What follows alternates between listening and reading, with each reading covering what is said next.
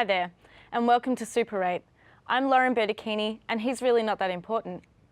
Following on from our review of Churchill last episode, tonight we continue our biopic review trilogy with a look at the compelling figure of Japanese novelist Yukio Mishima in Mishima, A Life in 4 Chapters. Kai? Hey, look, I'm doing another Paul Schrader movie this week, but who cares, because it's my show! And I think that Mishima, A Life in 4 Chapters is the best biopic ever made, bar none. This film follows famed Japanese author Yukio Mishima from childhood to public suicide, but it avoids the usual pitfalls of that approach by reflecting its structure and character. Mishima shifts between 3 planes of reality: flat color present-day scenes, black and white flashbacks, and technicolor, lush, expressionistic recreations of the author's fiction. Schrader's film is ultimately about transcendence, about a man who desired nothing but to harmonize his various parts into something worthy of heaven. And if that came at the greatest cost, so be it. I think this is basically a flawless movie. What do you think? I don't disagree. Oh, yeah! Boy. I was ready to murder you. I was ready to just throw all the waters in your face. No such luck. However, I will softball you this one. Watching the film, I had a very peculiar experience because I had the DVD and I was like, I have not seen this. In the DVD player it goes. First few scenes, no, still haven't seen it. Golden Pavilion scenes. I was like, oh my goodness, I have seen this before. And it came back like You forgot you watched. This is like my favorite movie. You didn't forget it because that's stupid. No,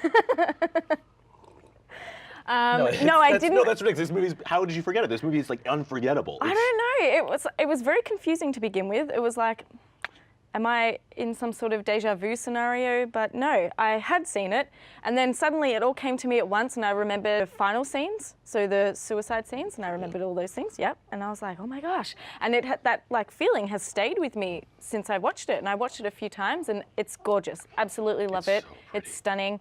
I love the different chapters and how they focus on how Mishima wanted to bring all of his strands together into perfection. He would often write stories. Some of the fiction he shows, he'd write stories about things he would later do himself. And the way it moves through those different planes is so intuitive. You never feel like, oh, why are we going here? Just emotional movements. It's so wonderful. Yep, and I feel like, as you were just saying, you know, you're not wondering why, but I feel like this kind of movie you need to submit to. Absolutely. You just need to watch it, and don't try and think your way through anything. It's just beautiful. Absolutely, and the score really plays in that. Philip Glass is probably, I would say, one of his best works. Apparently, he actually, the way he wrote it was that Schrader gave him the script beforehand, and he did a temp score to the script, so he was really involved, and they later edited the movie to those temp scores. Right. And it's honestly just, I've listened to the soundtrack all the time. It completely plays into it, just, you know, the repeating motifs and all the scores, essentially, the themes kind of build on each other every time. So by the end of the movie, the music you're listening to feels like the character, which is just combining into this one cohesive whole.